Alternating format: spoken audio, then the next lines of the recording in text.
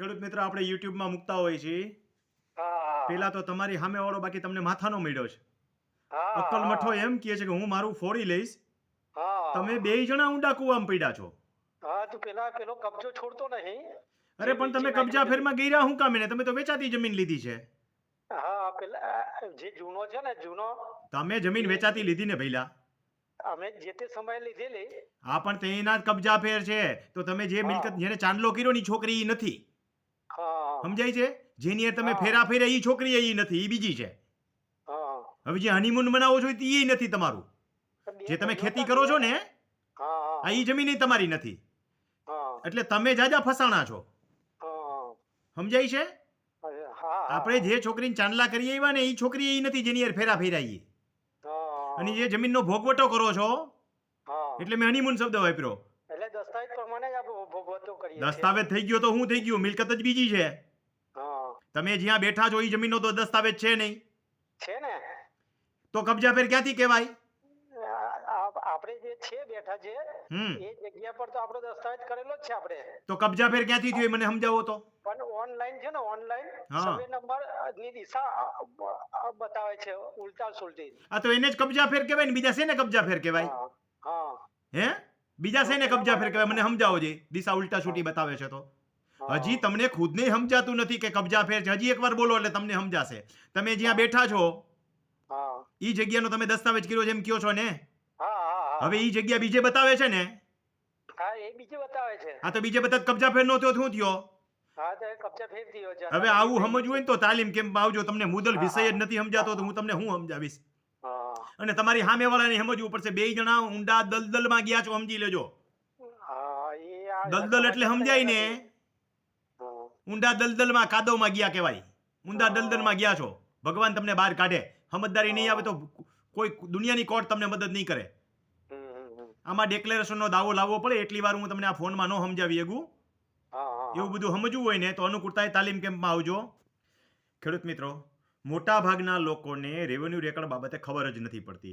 હવે મારા ઓછામાં ઓછા 2200-2500 વિડીયો મુકાઈ ગયા છે. મોટા ભાગના પ્રશ્નોના જવાબ અપાઈ ગયા છે. બાકી રહ્યા છે જે લોકોને ખુદને ખબર નથી પડતી એવા લોકો. તેમ છતાંય ફોન કરીને કેટલાય ફોન કરું છું. બધા ફોન તો યુટ્યુબમાં મૂકતોય નથી ને શક્ય નથી. પણ જે લોકોને રેગ્યુલર માર્ગદર્શન જોઈતું એના માટે એ કહેવાનું કે ફેસબુકમાં જો તમે સાંભળતા હો તો તમને રેગ્યુલર નહીં મળે. ફેસબુકમાં પણ મારું official Ramnikbhai Kotadia official page છે. પણ એમાં પણ રેન્ડમલી વિડીયો મળશે તમને. સિક્વન્સમાં વિડીયો જોવા હોય તમારે તો યુટ્યુબમાં જવાનું. યુટ્યુબમાં જઈને રમણીકભાઈ કોટડિયા લખો એટલે એક ધારા વિડીયો મળશે. એમાં પણ જો વ્યવસ્થિત જ્ઞાન લેવું હોય તો કોઈ પણ એક મહિનાના એટલે એક તાલીમ કેમ્પના વિડીયો આવી જશે. એક મહિનાના સળંગ વિડીયો બધા જોઈ લેવા. એટલે તમારી પાસે ઘણું બધું નોલેજ આવી જશે. પછી તમને જે ઈચ્છા પડે એમ અલગ અલગ વિડીયો જોજો. પણ એક તાલીમ કેમ્પના વિડીયો જોશો તો ઘણી બધી માહિતી તમારી પાસે મળી જશે. હું એમ નથી કહેતો બધા લોકો તાલીમ કેમ્પમાં આવો. જેને શક્ય હોય એ લોકો તાલીમ કેમ્પમાં આવે. નથી આ તાલીમ કેમ્પમાં આવી શકતા તો મારા તાલીમ કેમ્પના તમામ વિડીયો હું યુટ્યુબમાં મૂકું છું. એટલે કોઈ પણ એક તારીખથી શરૂ કરવાનું કે ભાઈ પહેલી તારીખથી શરૂ કરીને 30 તારીખ સુધીના બધા વિડીયો જોયા કે 10 તારીખથી શરૂ કરીને આવતી બીજા મહિનાની 9 તારીખ સુધીના બધા વિડીયો જોયા હળંગ હળંગ એટલે એક મહિનાના તાલીમ કેમ્પમાં બધા વિડીયો આવી જશે. એટલે ખાસું એવું નોલેજ તમારી પાસે આવી જશે. એટલે આ ભાઈને જેમ સમજાતું નહોતું એમ તમને ઘણું બધું સમજાવવા મળી જશે. તેમ છતાંય વિડીયો જે છે એ કટકે કટકે મૂકેલા હોય ને ફેસ ટુ ફેસ માણસો પોતાની જાતે કામ કરી શકે અને સમજી શકે એટલા માટે તાલીમ કેમ્પ ચલાવું છું. તમને અનુકૂળતા હોય તો તાલીમ કેમ્પમાં આવી શકો. તમારી ગરીબ પરિસ્થિતિ હોય તો ચિંતા કરવાની જરૂર નથી.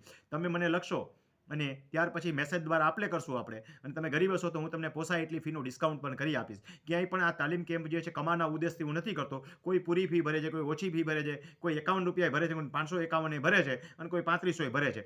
ખાતે કરીને ગરીબ નહીં થઈ જાત. ક્યારેક ભગવાન તથાસ્તુ કહી દેશે. મારી પાસે કાંઈ કુબેરનો ખજાનો નથી અથવા તો હું કાંઈ ગવર્મેન્ટ નથી કે ગવર્મેન્ટ બધાને બીપીએલમાં મફત કાર્ડ ને મફત રાશન ને જે છેલ્લા 10 વર્ષથી આપે છે એમ આપ્યા રાખે એમ. પણ જે જેન્યુન ખરેખર ગરીબ હોય તો એના માટે મારા દિલના દરવાજા હંમેશા ખુલ્લા છે. તો આવો અને રેવન્યુ રેકર્ડને સમજો અને તમારા રેવન્યુ રેકર્ડને ચોખ્ખા કરતા શીખો.